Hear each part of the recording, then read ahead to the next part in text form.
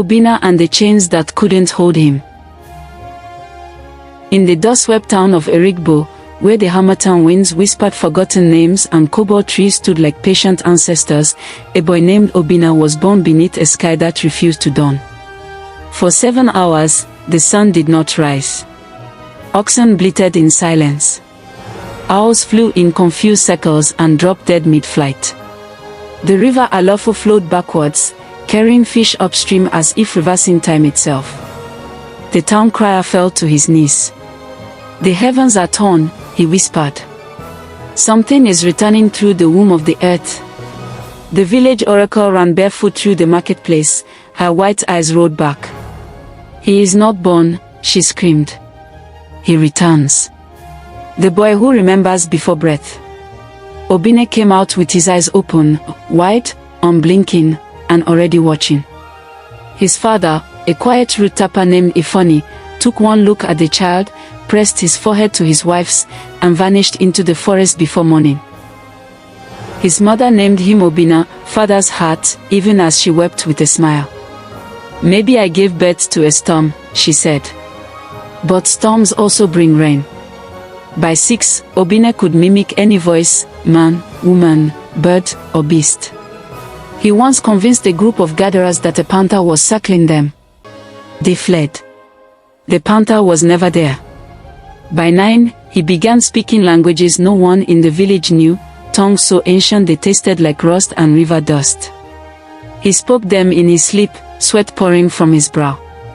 Old men stopped playing manja under the silverwood tree and began listening to him instead.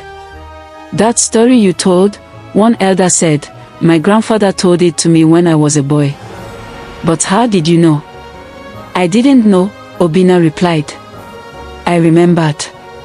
Mama Item, the healer with bones like broomsticks, held his hand once and gasped. "He dreams in prophecy," she said. "He is a message-wearing skin." But not all messages are welcome. When the village chieftain's only daughter, Oluwaseun, fell ill, she screamed Obena's name in her fevered sleep. "The boy," she sobbed. "He walks in my dreams. His eyes burn through walls." She died before dawn. Her skin cold, her final word a whisper, "Obena." Fear spread like wildfire. The villagers dragged him from his hut. They tied his hands. The elders argued, but fear always roars louder than reason. "He killed her with words," the people cried. "He speaks curses in forgotten tongues. We will lock him in the mountain caves," the chieftain declared, "until the gods speak." The prison was made of rotting wood and rusted chains, but it was enough. They threw him inside with only silence for company. The first night, the wind called his name through the cracks. The second night, a hyena entered and simply stared at him for hours, unmoving. The third night, he heard them, the voices, chanting from beneath the earth. /*, "You have forgotten your name," they said. Chains are only strong when you believe in them. On the fourth night, lightning struck the earth beside the prison. A palm tree sprouted from the crack and grew to its full height by morning. Its roots broke through the walls of his cell. The elders gathered in fear. "The gods are watching," one muttered. "He is not a boy. He is a mirror." But before they could act, fate intervened. Raiders from the Golden Plains, men with red eyes and blackened blades, descended upon Erigbo like a curse. They spared no one. Homes burned. Children screamed. Battle drums echoed off clay walls. Blood watered the soil. "Forget the prisoner," the warlord spat. "Let the fire judge him." As the village collapsed in chaos, Obena sat in his cell and wept, not for himself, but for them. "Why did they fear me?" he asked. "All I ever did was tell the truth." That night, the palm tree glowed. The roots wrapped gently around the bars and pulled. With a groan, the cage unraveled like a leaf in the sun. He stepped out barefoot into a world on fire. The sky blushed red. Ashes danced. Smoke coiled like ghosts.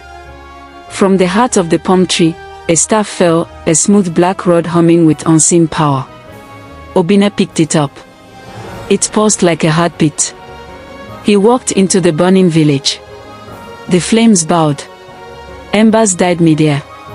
Raiders froze where they stood, struck by something they couldn't name. "Go," Obena said. His voice was not loud, but it carried through walls and into marrow. "This land does not belong to fear." The invaders dropped their blades and ran. Beneath the ashes, survivors picked from cellars and holes. Obena knelt beside a crying woman and sang an old lullaby. Her wounds faded as the melody wrapped around her like smoke. "He sings healing," whispered a man with a broken leg, now standing. Word spread. From the foothills of Nyambo to the delta winds of Tariba, his name traveled, Obena, the boy who speaks to fire and silences war. The oracle of Zimbo summoned him with trembling hands. Obena came in silence. He left with the oracle bowing. He wandered through forgotten temples, awakening shrines that had slept for centuries. In each, he left something of himself, a song, a flame, a whisper. At the temple of Exile, he met Kamsi. Her eyes were white, but she saw more than most. She had dreamed of him for years. "You are the one who walks between fire and forgiveness," she said. "The boy who breaks cages." Together, they traveled. Where he could not see, she could. Where she hesitated, his voice calmed storms. One night, they arrived at the Hill of Tears. There, the ground opened like a mouth, revealing a golden staircase that descended into the earth. "Are you afraid?" Kamsi asked. "Only of forgetting who I am," he said. Then he stepped into the darkness. At the bottom, a throne made of mirrors awaited. A voice thundered, "Show us the chains you still carry." Obena saw himself, small, angry, broken. Screaming in the mountain caves. Doubting. Shaking. "You are still that boy," the voice said. "But also more. You are what happens when fear is faced." He placed his staff on the throne. Light exploded around him.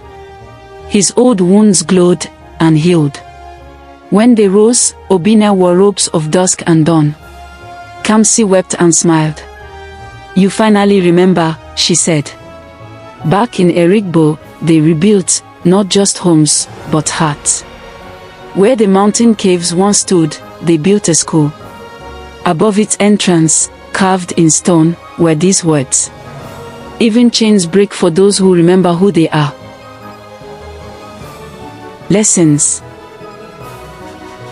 Destiny often begins with rejection. Obena's cage was not his ending. It was the crucible that made him unbreakable. Chains are mental before they are physical. The lock on Obena's spirit was belief in his own powerlessness. Fearful people destroy what they don't understand. Yet it was that very misunderstood gift that would later save them. Pain is not the opposite of destiny. It is often the doorway to it.